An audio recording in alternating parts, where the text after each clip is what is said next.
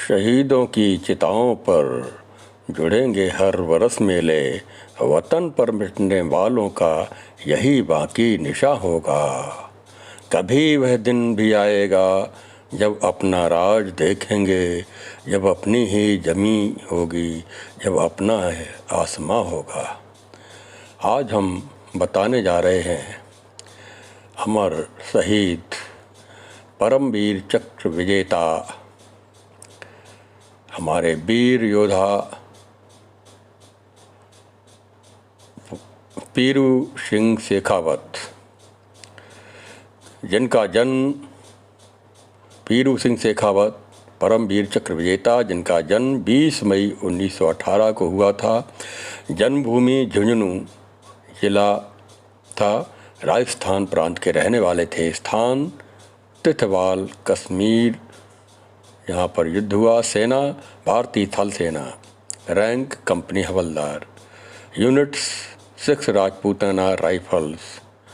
युद्ध भारत पाकिस्तान युद्ध 1947। सम्मान परमवीर चक्र, जो भारत के नागरिक युद्ध का सर्वोच्च सम्मान है। पीरू सिंह शेखावत जो 6 राजपूताना राइफल झुंझुनू जिला के रहने वाले थे। पीरू सिंह का जन्म 20 मई 1918। उनके पिता के 3 पुत्र तथा 4 पुत्रियां थीं। पीरू सिंह अपने भाइयों में सबसे छोटे थे। 7 वर्ष की आयु में उन्हें स्कूल भेजा गया, लेकिन पीरू सिंह का मन स्कूल शिक्षा में नहीं लगा। स्कूल में एक साथी से उनका झगड़ा हो गया और तब स्कूल के अध्यापक ने उन्हें डांट लगाई। पीरू सिंह ने भी अपना स्लेट वहीं पर पटकी और भाग गए। इसके बाद वे कभी पलटकर स्कूल नहीं गए। वह अपनी रुचि दिखाई। उन्होंने पिता से भरपूर मदद ली और उनको शिक्षा भी दी गई। बाद में जो उनके पिता का व्यवसाय है उसमें सम्मिलित हो गए थे। थोड़ी बहुत उन्होंने शिक्षा प्राप्त की। किसानी के कार्य में अच्छी तरह से सीख गए थे। किसानी के अतिरिक्त कई प्रकार के साहसिक खेलों में भी उनका बहुत मन लगता था। शिकार करने में भी वह बचपन में शौकीन थे। अपने शौक़ के कारण वह कई बार घायल भी हुए। सेना में भर्ती। शिकार के शौक़ ने ही पीरू राम को सेना में आने और फौजी जीवन जीने का एक प्रेरणा दी। 1936 को पीरू सिंह ने फौज में कदम रखा।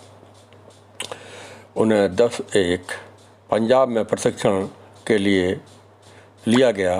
फिर 1 मई 1937 को उन्हें 5-1 फर्स्ट पंजाब में नियुक्त कर दिया गया। फौज में आने के बाद ही पीरू सिंह के चरित्र में आश्चर्यजनक बदलाव आया। स्कूल में उन्हें पढ़ाई से चिढ़ थी, लेकिन फौज में यह पढ़ाई की ओर बेहद गंभीर हो गए। फौज में भी पढ़ाई होती है, उसके अंतर्गत वो उसमें शिक्षा में रुचि लेने लगे। सैनिक युद्धाभ्यास में सिद्ध हुए और कुछ ही वर्षों में उन्होंने Indian army first class certificate of education में सफलता पा लिया। पदोन्नत। अपनी शिक्षा के आधार पर 17 अगस्त 1940 को पीरू सिंह लांस नायक के रूप में पदोन्नत हो गए। इसी दौरान उन्होंने उत्तर पश्चिम सीमा पर युद्ध में भी वो गए। मार्च 1941 में वह नायक बनाए गए और सितंबर 1941 को वह शिक्षा के बल पर ही पंजाब के रेजिमेंट के सेंटर में इंस्ट्रक्टर बने। यहाँ वह अक्टूबर 1945 तक कार्य करते रहे। फरवरी 1942 में वे हवलदार के रूप में पदोन्नत हुए। उस समय हवलदार बनना बहुत बड़ी उपलब्धि होती थी, क्योंकि एक यूनिट पलटन में हवलदार बहुत कम होते थे। जेसीओ रैंक भी बहुत ही कम होते थे। तो उसमें एक नायक भी बहुत बड़ा ओहदा रखता था। 1943 में वह कंपनी के हवलदार मेजर बन गए, यानी जो कि पूरी यूनिट में एक ही होता था उस समय। और उनकी तरक्की का यह रुझान हमेशा यह बताता रहा कि पीरू सिंह एक कर्मठ, बहादुर और जिम्मेदार फौजी थे। जम्मू कश्मीर के मामला वर्ष 1947-48 में जम्मू कश्मीर क्षेत्र जो लड़ाई का मैदान बन गया था, उसके भी पीछे ब्रिटिश का राज द्वारा 3 जून 1947 को की गई वह घोषणा थी जो उन्होंने देश के विभाजन के साथ साथ की थी। दरअसल वह एक चाल थी जो ब्रिटिश राज की कुटिलता के कारण हुई, जो उनकी कुटिलता उजागर हो गई, वह भी तब जब वह भारत को स्वतंत्र करने का निर्णय बाकायदा घोषित कर चुके थे। ब्रिटिश राज ने प्रस्ताव किया था कि देश के विभाजन के बाद अखंड भारत की सभी रियासतें वह चुनने के लिए स्वतंत्र हैं।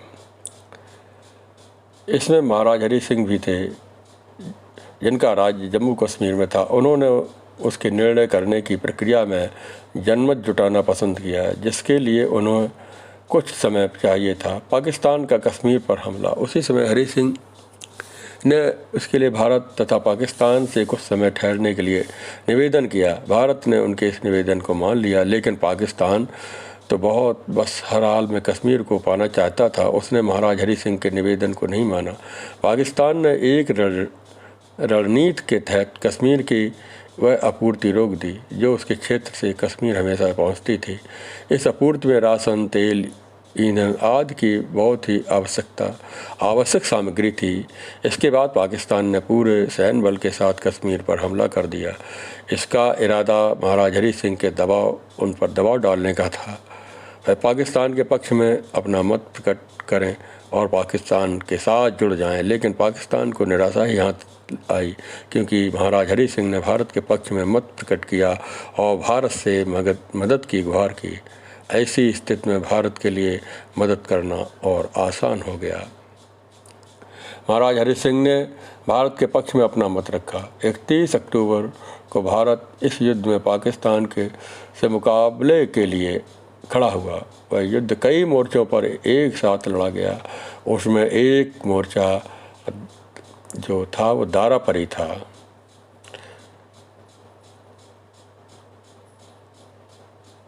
जो दारापरी मोर्चा था, वहाँ पर कंपनी हवलदार पीरू सिंह नियुक्त थे। बहादुरी उत्तरी तिथवाल की डी कंपनी में पीरू सिंह हवलदार मेजर के रूप में नियुक्त थे और वो इस कंपनी में उनको जिम्मेदारी सौंपी गई। वह पहाड़ी पर जमी पर दुश्मन की टुकड़ी पर हमला करके उस पर काबू कर लें, इनको आदेश मिला था। दुश्मन ने बहुत सलीके से मीडियम मशीन गनें लगाकर अपनी रणनीति जमा रखी थी। उसकी ओर से वह सब रास्ते निशाने पर थे जिनके जरिए उन पर हमला बोला जा सकता था। दुश्मन के बंकरों से ग्रेनेड फेंके जा रहे थे। हवलदार मेजर कंपनी की एकदम अग्रिम पंक्ति में आगे बढ़ रहे थे। पीरू सिंह ने देखा कि उनके आधे से ज़्यादा टुकड़ी तबाह हो चुकी है, लेकिन उन्होंने हिम्मत नहीं हारी। पूरे जोश के साथ युद्धनाद करते हुए उन्होंने अपने बचे हुए जवानों का हौसला बढ़ाया और तेज़ी से दुश्मन के निकटतम मीडियम मशीन गन दल की ओर बढ़ गए। फटते हुए ग्रेनेड की किरचें पीरू सिंह के कपड़ों और शरीर को चीरती हुई निकलती जा रही थी, लेकिन पीरू सिंह को इसकी जरा भी परवाह नहीं थी। वह अपनी हिफाजत की चिंता किए बगैर आगे बढ़ते चले जा रहे थे। उनके शरीर से खून बह रहा था, लेकिन उनका ध्यान इस ओर नहीं गया। वह तो अपना सारा ध्यान बस लक्ष्य को पाने के लिए लगा रहे थे। उन्होंने उत्तेजना से भरकर एक छलांग दुश्मन की उस मीडियम मशीन गन के दस्ते पर लगाई और बैनेट से भेदते हुए उन्हें मौत की नींद सुला दिया। इस समय पीरू सिंह को एहसास हुआ कि वे अपनी टुकड़ी में अकेले ही बचे हैं और एकमात्र योद्धा हैं। उनके शेष साथी या तो मौत की नींद सो गए हैं, वीरगति को प्राप्त कर गए हैं, कुछ लोग घायल हुए हैं। अचानक एक ग्रेनेड आकर सीधे उनके चेहरे पर लगा। उनका चेहरा और आंखें खून से भीग गईं। उसके बावजूद उन्होंने रेंग कर लुढ़कते हुए ग्रेनेड की परवाह किए बगैर दुश्मन की दूसरी पोजीशन की ओर कूच कर दिया और पीरू सिंह ने पूरे जोश से युद्ध घोष किया और दूसरी खाई में छिपे दुश्मनों पर भी उनके जो संगीन से वार किया। अपनी बेनेट फाइटर की जो संगीन गन में लगी थी उस 2 सैनिकों को ठिकाने लगा दिया। उनके इस हमले का सारा नज़ारा उनकी सी कंपनी के कमांडर देख रहे थे, जो पीरू सिंह की कंपनी की गोलाबारी के उनमें मदद कर रहा था। उसी घायल अवस्था में हवलदार पीरू सिंह दूसरी खाई में निकलकर दुश्मनों के तीसरे बंकर की ओर बढ़े। उसी वक्त एक गोली आकर सीधे उनके सर पर लगी और उन्हें दुश्मन की खाई से टकरा कर गिरते हुए देखा गया। यकाएक दुश्मन को धमाके की आवाज़ आई, जिससे पता चला कि पीरू सिंह का ग्रेनेड अपना काम कर गया था। ठीक उसी समय पीरू सिंह ने भी गोली को झेल कर प्राण त्याग दिए। पीरू सिंह ने अपनी बहादुरी भरे कारनामे के लिए अपने प्राणों की आहुति दे दी, लेकिन वह अपने साथियों के आगे एक जिंदा मिसाल छोड़ गए। अकेले दम पर भी लड़ी गई लड़ाई हिम्मत के बल पर उन्होंने नतीजा दिखा दिया और युद्ध में वीरगति को प्राप्त किया, लेकिन विजय हासिल की, उनको जीत प्राप्त हुई। पीरू सिंह ने हिम्मत और बहादुरी और सूझबूझ से हवलदार मेजर पीरू सिंह ने मोर्चा संभाला। उसके बाद मरणोपरांत उनको परमवीर चक्र से सम्मानित किया गया। एक योद्धा की एक मिसाल होती है, एक सर्वोच्च बलिदान को प्राप्त हुआ। इसमें परमवीर चक्र विजेता उस वीर पुरुष को ही मिलता है जो अपने घायल होने के बाद भी अपने साथियों को बचाता हुआ और अपने देश के लिए अपने बलिदान कर देता है, वीर गति को प्राप्त कर जाता है और दुश्मनों को, सैनिकों को उनके परखच्चे उड़ा देता है, दुश्मनों को उनको धूल चटा देता है, दुश्मनों को, सेना को बर्बाद कर देता है, मरते मरते दम तक दुश्मन को परास्त कर जाता है। उसे ही परमवीर चक्र प्राप्त होता है। यह भारत का सर्वोच्च सम्मान है जो हमारे बहादुर पीरू सिंह को प्राप्त हुआ, जो अपना नाम शहीदों में अमर कर गए। पीरू सिंह शेखावत, आज हम उनको इस वीरता के लिए याद करते हैं और याद करते रहेंगे। शहीद कभी नहीं मरता, वो अमर हो जाता है इस संसार में, अमर हो कर के उसके शोहरत और नाम उसको प्राप्त होता है।